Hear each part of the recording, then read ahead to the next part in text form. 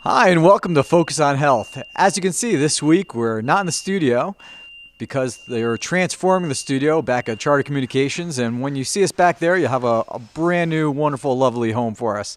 But in the meantime, we get the pleasure of being out and about.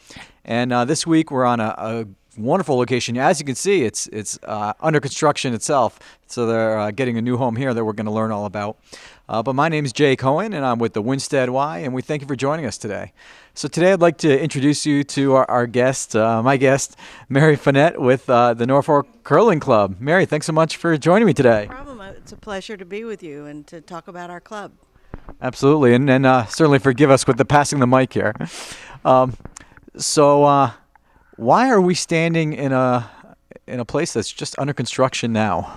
Well, for the viewers who didn't know about our story, the club was burned down in December of 2011. And so we have spent a good solid year planning the new structure, and we broke ground last October, and this is where we're at now, which is, we think, pretty good. Within 2 years of the fire, we are hopeful that we will be curling again in the fall. That's pretty amazing. I think it's come a long way. And now something like this obviously can't come cheap. So how are you affording to do all of this work so quickly? Well, we got all of our insurance, which was helpful. It wasn't enough because we weren't really insured for replacement. We didn't think that this would ever happen. So, but we've been very fortunate to have had some successful fundraising. The community in Norfolk and beyond has been very supportive. The curling community has been very supportive. So money just trickles in. We've had a raffle, we've had pasta dinners, we had a big auction at the country club last August. Fundraising will continue. Because it will be an ongoing thing. We will have loans to pay off and things like that. But we have enough to get us where we're at. I think we'll be fine in terms of finishing the building enough to be curling. The ice machinery is critical in that regard, and that's kind of the last thing that we will be focused on, which will start construction in here, the rink area, later this month. So once that's done, we should be good to go. Wonderful, and I'm sure there will be a big opening celebration at some point. Well, we have to, yet again, we have to think of that and figure out when we would be open. The closer we get to it, the better we'll know, obviously, if we run into any snags along the way. But yes, we'll definitely have an open house and let people come in and check out the building and hopefully join us. Excellent. So let's back up a bit. So you're the director of the Norfolk Curling Club. The president. The president. So what brought you into curling in the beginning? How long have you been involved in curling? Not as long as some people. I live down the street here, and it was just something that I was always curious about. And the local library had an auction. They do a fundraising auction every other year, and there was a silent auction item for a half-year membership. So I put my name down and won it, if you will. And my partner and I joined, and we enjoyed it. It was fun. It was different. It's a great pastime in the winter if you don't want to get out and ski, and a lot of the games are in the evening. So, and it's aerobic. It's good exercise. It's very social. It's a great sport, and it's very unique because not every town obviously has a curling club. Yeah, I would imagine it's there's kind of a barrier to entry for an organization to have a facility like this. But how far do your members come from? What's kind of your draw, your territory? Well, they can come as far away as Windsor. We have my secretary on the board lives in Windsor, and we have people coming from West Stockbridge, so that's pretty far. But some Winstead, some Torrington, some Norfolk. It's kind of a broad area. Excellent. So that fateful silent auction drew you in, and now how did you make that transition from just trying out to now being the president? So I wonder about that. How did I let that happen? Timing is everything. I got involved with the club. I got involved in helping out produce events. We do bonspiels 2 or 3 times a year. These are competitions where curlers from other clubs will come and they basically spend a weekend. We feed them and they compete, and there are prizes at the end. There are also sources of income for us, these bonspiels. And once I started getting more involved with the club, with the administration of the club, I got onto the board. Someone asked me one year, would I be vice president? And I said, fine. And then little did I know that my fate was to step into the role of president after that was up. And I said, that's fine, I'll do it. And so it was on my watch that the fire occurred. So this is my 4th term, and hopefully it will, we'll move on after that. But it's been a commitment, and it's something that I've been happy to do for the club. Wonderful. So it's an Olympic sport now. Absolutely. So how do people prepare for the Olympics? Do they come out of clubs like yours? Most of them do, I think, and a lot of Olympians, I think, are from the Midwest clubs that tend to be the biggest. I mean, there are a lot of them in that area, in Wisconsin and in Minnesota and Michigan. But other clubs contribute as well, and in the U.S. national competitions, you'll see people from Plainfield, New Jersey, Ardsley, New York.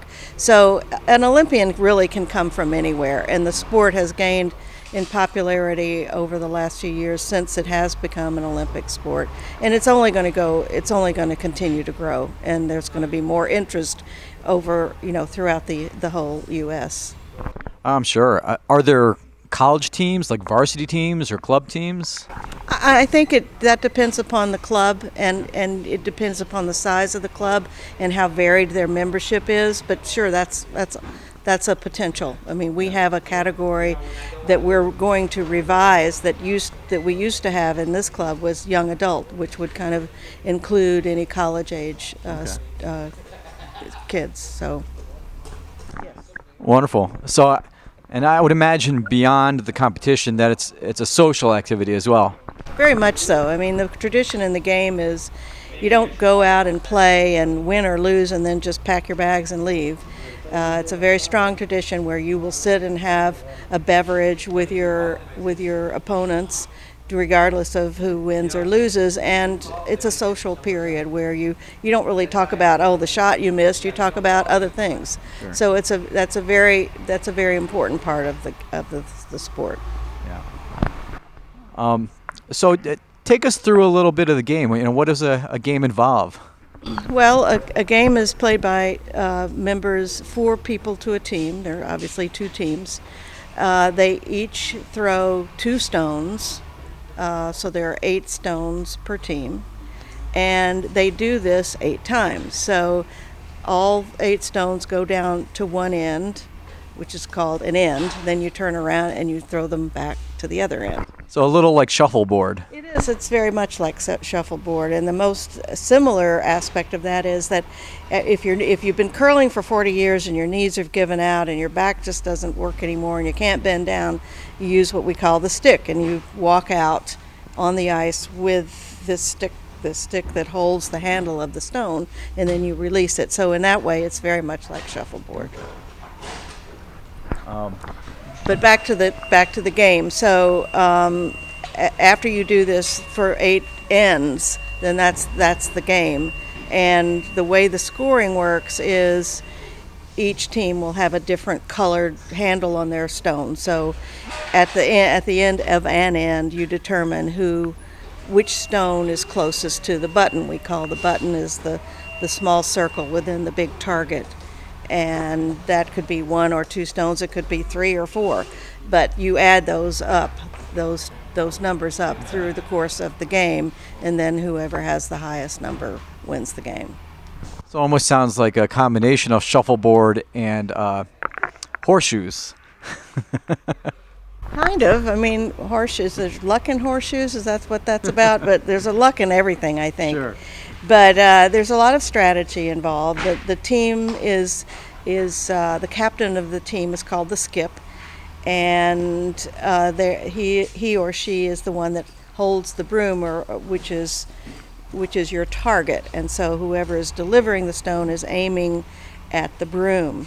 Now, because of the fact that the stone travels on a pebble that we put on the ice, we sprinkle the ice with water before the game, and that is what makes the stone travel. If it didn't have the pebble, it wouldn't really go anywhere. So when the player delivers the stone, they turn the handle either in a clockwise direction or a counterclockwise direction, and that's what makes the stone curl and rotate down the ice. So almost putting like a spin on it, like in bowling. I know I keep comparing it to other sports, but just to give us a frame of reference. True, that it does, and it will start to curl, and you need it to curl because it might need to go around a stone or two to get into the house where you want it to go. Well, I guess to go back to the bowling reference, so in bowling, people have their own balls and they bring them with them. Do people have their own rocks, and that's really their? No, because they weigh 42 pounds, so it would be kind of cumbersome, and you would need two of them. So that doesn't work. No, the stones belong to the club, and that's all part of something that yet again we need to purchase to be able to curl in the fall. But there are plans for that, and so we'll be fine. Then back to the game, then when the person who's delivering the stone, then you have the two other players, and they're the ones that sweep. And the sweeping allows the stone to go farther and straighter. And sometimes you need to sweep and sometimes you don't. But that's where the players get their aerobic exercise, because it can be quite intense. So how long does one game typically last? About a little over 2 hours. Oh, wow. Mm-hmm. And are you playing for time, or you're playing a certain number of ends or a certain number of points, or? It's a certain number of ends. It's 8 ends is a game. Okay. And most of the games last a little over 2 hours. If this was a competition, sometimes they're timed because you have other teams wanting to go on the ice. So in competitive curling, the ends are or timed. Okay. So now obviously it's refrigerated in here, so there's not it's not like it's outdoors. It needs to be frozen. So is it really a year-round sport now that it's an indoor type of activity? Here it is not a year-round sport, and I'm not sure. There might be places in the country that will do this, like hockey rinks, but because it's costly to run the equipment, it's just a winter sport, and in most clubs that's what it is. Some clubs will open up in the summer and do special summer events, like at Cape Cod. They have a wonderful tradition. They do 3 weeks of curling in the middle of July, and they're very popular. You have to sign up way in advance if you want to get your team in, because if you lose, you go to the beach, so it's a win-win situation. So have you traveled to bonspiels at other club locations? Oh, sure. It's a good thing to do. You meet other curlers. You encourage them, to come to your club. You see other, I've never been to Belfast, Maine. I think I'll go. It's a good way to kind of see different parts of the country. So sure. It's a great tradition. So where's the most exotic place you've ever curled?